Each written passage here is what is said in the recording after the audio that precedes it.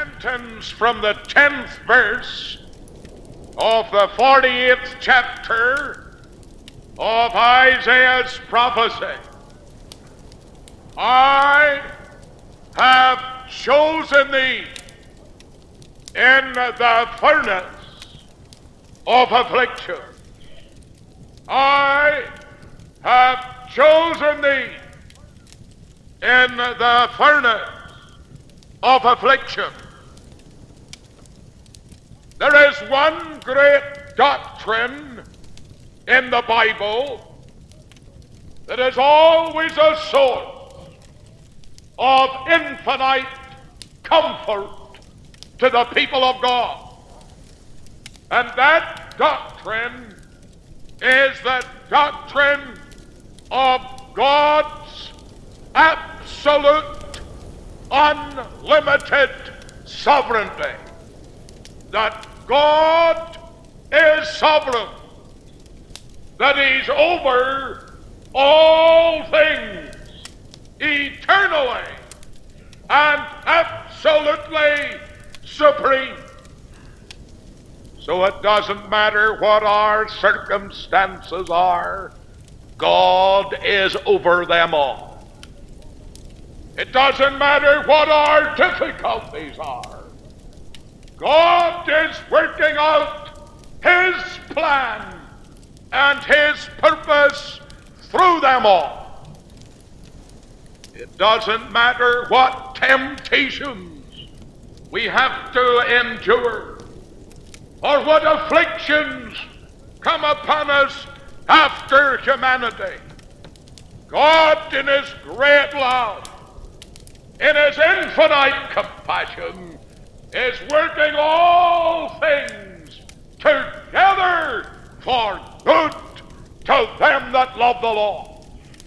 This is a great doctrine, the doctrine of the Reformation, the doctrine that nerved the Reformers in their battle against the papacy, the doctrine that gave strength to the Covenanters in the killing times in Scotland when they refused to bow the knee to ecclesiastical tyranny.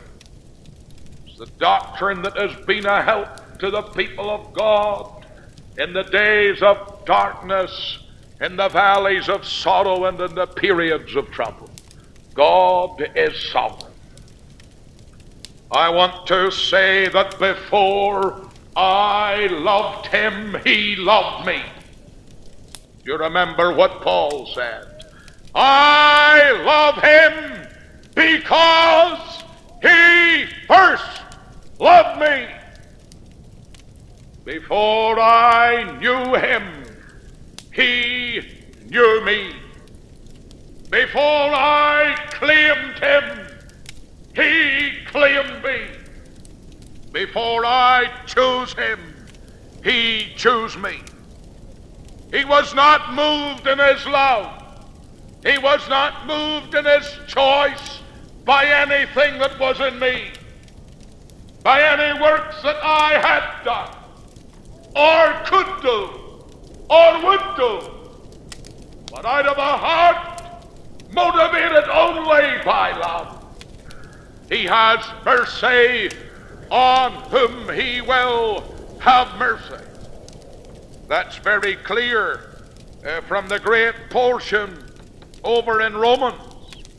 If you have your Bible and check with me for a moment, you'll find how clear is that portion of Scripture concerning this matter, the 9th chapter of Romans.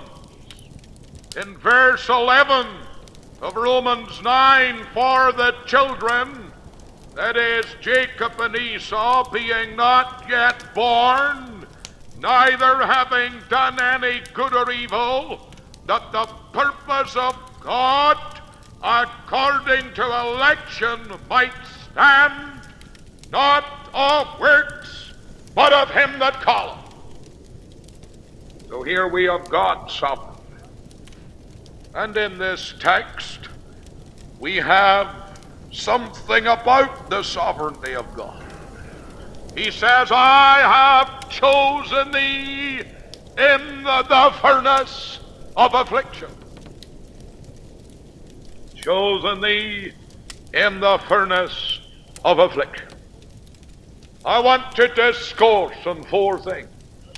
One, the people of the furnace. Going to have a look at the people of the furnace of affliction. And then I want to look at the purpose of the furnace. And then I want to look at the power of the furnace. And then I want to finalize on the privilege of the furnace. First of all, the people of the furnace. Two men at the gate of Eden are building altars. One's called Cain. He builds an elaborate, artistic structure. He covers it with the works and labors of his hands. The other man, Abel, builds a simple altar of sacrifice, slays the lamb. The stones of the altar are stained with blood, and fire comes and consumes the sacrifice. Cain rises up against Abel, and he says, I don't like your sacrifice. I don't like your theology. I don't like your gospel. I don't like that God has accepted you and rejected me. And he clubs him to death. God chose Abel in the furnace of affliction. Turn the pages of Scripture a little way, and you find a man called Enoch. He lived in an evil age. He lived among ungodly sinners. He lived in a time of malpractices, vileness, filth, sin, ungodliness. He took a stand walking with God, and he was derided and hated and ridiculed and sneered at. But he walked with God, and God chose him in the furnace of affliction. Few more generations, and we have old Noah. He lived in a viler age than Enoch, because the earth was now filled with violence, and every thought of the brave man's heart was iniquity against God. He obeys God, and he builds an ark for the saving of his family, and he's hissed at and buffeted, and he's ridiculed, and he receives all the scoffs of men. For 120 years he's a reject. God chose him in the furnace of affliction. What shall I say of the afflictions of Abraham, the friend of God? What shall I say of the afflictions in the furnace of Jacob during his sojourn on earth? The afflictions of Joseph when the iron went into his soul and he lay an outcast in the prison house of the king of Egypt. What shall I say of that young man who's hunted from den to den and from cave to cave in the mountains of En-Gedi?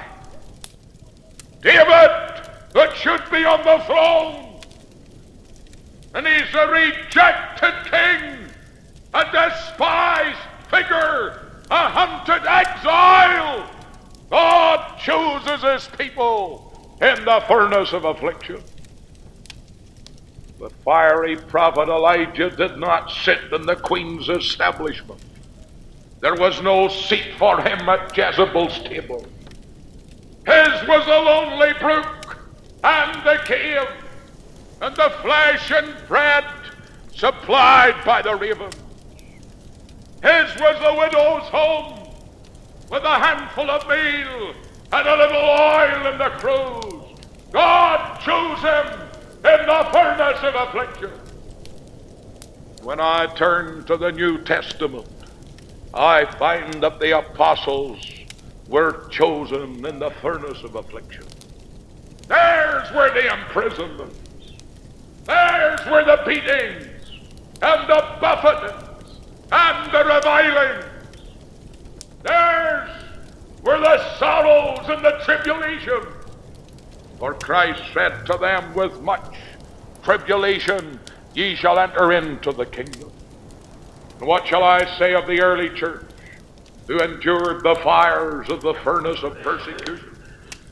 What shall I say of the Reformation leaders? What shall I say of the Covenanters, the men of the great Second Evangelical Awakening? Where are God's people today in the great establishments of the land, in the great cathedrals of those great establishments? Nay, verily, God's people are in the furnace of affliction, despised, hated, ridiculed, buffeted, persecuted, imprisoned for righteousness' sake, for theirs is the kingdom of heaven. Think it not strange, my beloved, that you should enter through the fire. Think it not strange that you should be cast into the furnace of affliction. Think it not some strange thing that you too should be called to suffer, that you should be a partaker of the afflictions of the gospel. For it is the people in the furnace that God chooses. Do you want to be chosen by God? Well, friend, endure the cross and despise the shame. The people of the furnace. Could I look with you at the purpose of the furnace? What is the purpose of this furnace of affliction? First of all, it is to assure us of the Father's love. You say to me, preacher, that's a strange way to assure us of his love.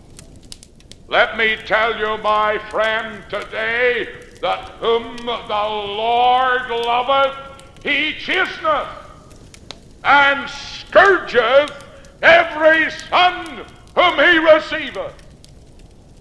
If you have never known the chastening of the Lord, if you have never known the scourge laid upon you, if you have never traversed the dark valley, if you have never known the flames of affliction to blister you as you pursued your way upward, heavenward, and homeward and gunward, then, friend, you can put a question mark at your salvation. For whom the Lord loveth, he chasteneth. Every blow that's struck is hindered by the Father's care. He knows what he's doing. He knows how much you can endure.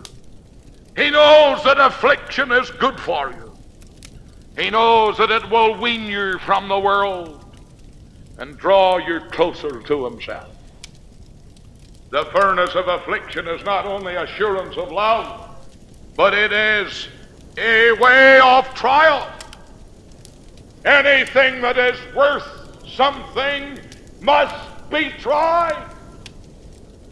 That diamond cannot show forth its beauty until it faces the cutter, till it knows what it is to be cut and to be chipped, that its beauties might be seen. The silver must be refined in the crucible. The gold must be put into the furnace. It's because God's saints are worth something that God tries them and tests them, that he might purify them 7 times like the sons of Levi, that they might show forth the glories of him who has called them out of darkness into his most marvelous light. The furnace of affliction is the manner also of the sacrifice. My friend, God's people need the fire. The Christian that is flameless is useless. Absolutely. If there's no flame of burning in your soul, if you don't know the bitterness of the sacrifice, you'll never know the joy of triumph. If you never carry the cross, you'll never wear the crown. If you do not suffer with Christ, you will never reign with Christ. This is the divine principle. It's the method of the sacrifice.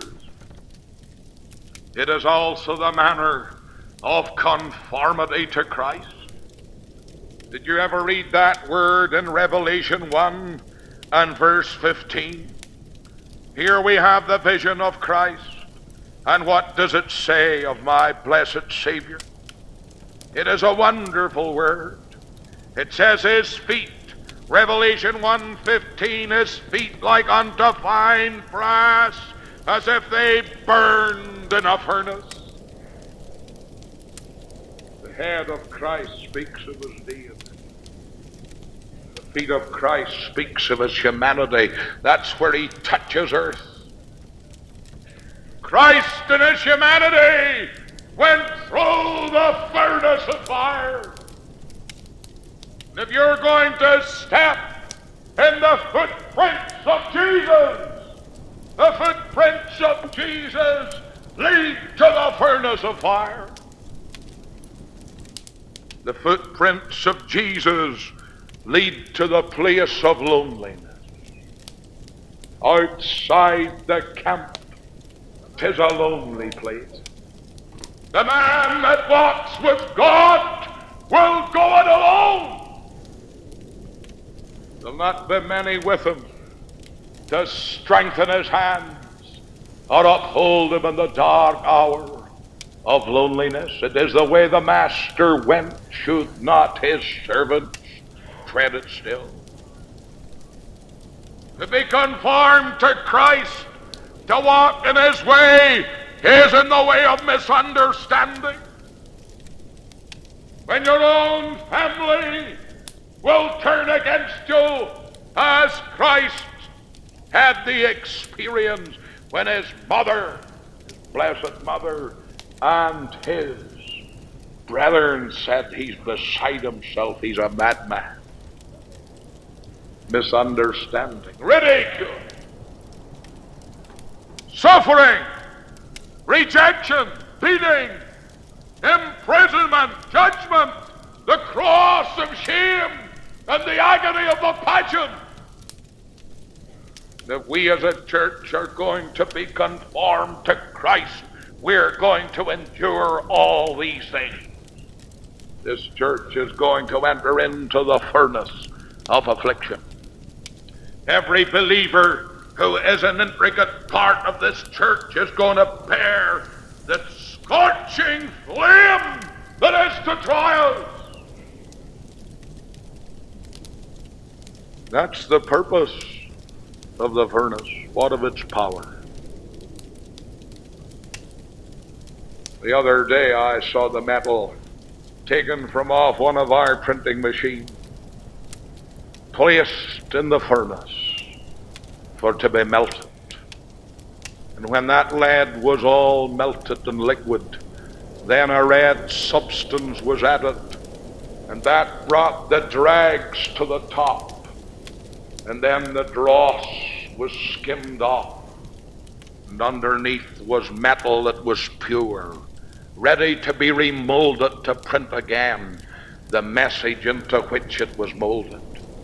And as I stood and watched that, I said, so like my Savior, he takes us and he puts us into the furnace. Thank God for the red substance of the Redeemer's blood that brings up the dross and skims it away from us. and leaves us pure that we might do the work and the will of God. The furnace is for cleansing. The furnace is for conforming us to the mold. The blacksmith takes the cold piece of iron and he hammers it and he tries to shape it. And although he uses all his muscle, and although he uses all his strength, the cold steel resists his blows. But let him put the iron into the fire. Let him heat it white hot in the flames. Let him apply to the flame the bellows for the wind. And when God puts us in the fire and blows upon the flame by the Holy Ghost and brings us out, then when we feel the hammer upon us, we are shaped easily into the pattern of our great Maker and our great Savior's plan. The fire is good. It cleanseth us. It conforms us. Thank God the fire consoles. You'll get light in the fire. There are promises in that book you would never have known them if you hadn't been in the furnace. There are sweet revelations of Jesus in the Word, and you would never have been a partaker of them except you had been down in the valley. But when you were down there in the valley, how precious was the Word of God to you. What sweetness you found in the honey from the rock. What consolation from the Savior's arm. I have chosen thee in the furnace of affliction. I'll tell you something more. The furnace confounds the enemies of the gospel. Furnace of God's people. Look at Exodus chapter 9. Verse 8 of Exodus 9. And the Lord said unto Moses and unto Aaron, take to you handfuls of ashes of the furnace, and let Moses sprinkle it toward the heaven in the sight of Pharaoh, and it shall become small dust in all the land of Egypt, and shall be a boil breaking forth with blains upon man and upon beast throughout all the land of Egypt. They took the ashes of the furnace and they confounded the enemies of God. And our ashes, when everything we think is burned away, God can take those ashes and confound our enemies. Is that a wonderful thought? That he can take the ashes of the furnace and use them to the confounding of the enemies of the gospel. My, when the old devil says, run that man down, you know what happens? God runs him up. That's what happens. And the old devil says, I'll destroy that work. God says, I'll prosper that work. And the old devil says, I'll lay a plan to discredit that testimony. God says to the devil, I'll discredit you and those that work for me. So he does. You know all the furnace does? It just breaks the bands and praise God it sets you free. Happy is the person who knows that he has been chosen in the furnace of affliction. My last thought, the privilege of the furnace. What is the privilege of the furnace? Shadrach, Meshach, and Abednego heated the furnace 7 times more hotter than it was wont to be heated. So fierce was the flame that those that threw them in perished. And they were bound, and they were cast in. And the king rose from his throne, and he said, look, did we not cast 3 men bound into the furnace? But behold, 4 men walking in the furnace. My, the furnace put you on your feet. Never were on your feet until you felt the flame. You never knew the sweetness of the Savior's love till you passed the time of sorrow and the way of affliction. And the fourth is like the Son of God. You'll never know the companionship of Jesus except you go into the furnace. It's in the furnace you meet the Lord, standing somewhere in the shadows. You'll find Jesus. He's the only one who cares and understands. Standing somewhere in the shadows you will find him, and you'll know him by the nail prints in his hands. I have chosen thee in the furnace of affliction. Welcome the flame. Welcome the refining fire.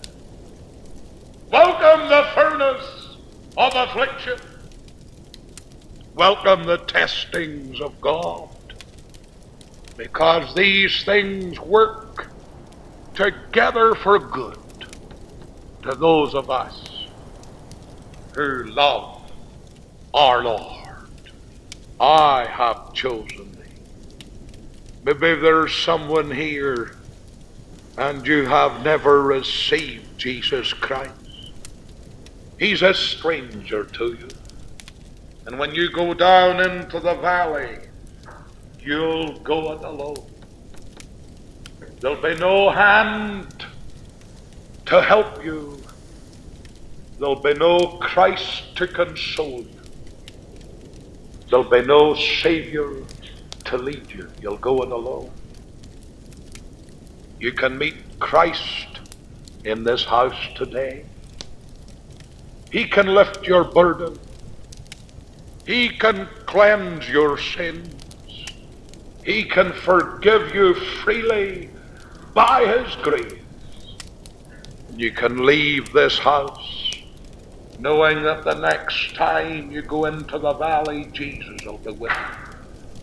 But the God of all grace, who has called you unto his eternal glory, after that you have suffered a while, make you perfect, establish, strengthen, and settle you. It's great to have Jesus when you walk the valley, isn't it? It's great to have Jesus when death comes. It's great to have Jesus to introduce you to the joys of heaven. You can have him this morning. Will you take him? He loves you. He died for you. You say, preacher, what about my habits? What about my sins? What about my companions? Hand your troubles over to Christ and he'll undertake for you. He'll look after your habits. He'll look after your sins. He'll deal with your companions. He will save you. Hallelujah. He will save you now. May you trust him for Jesus' sake.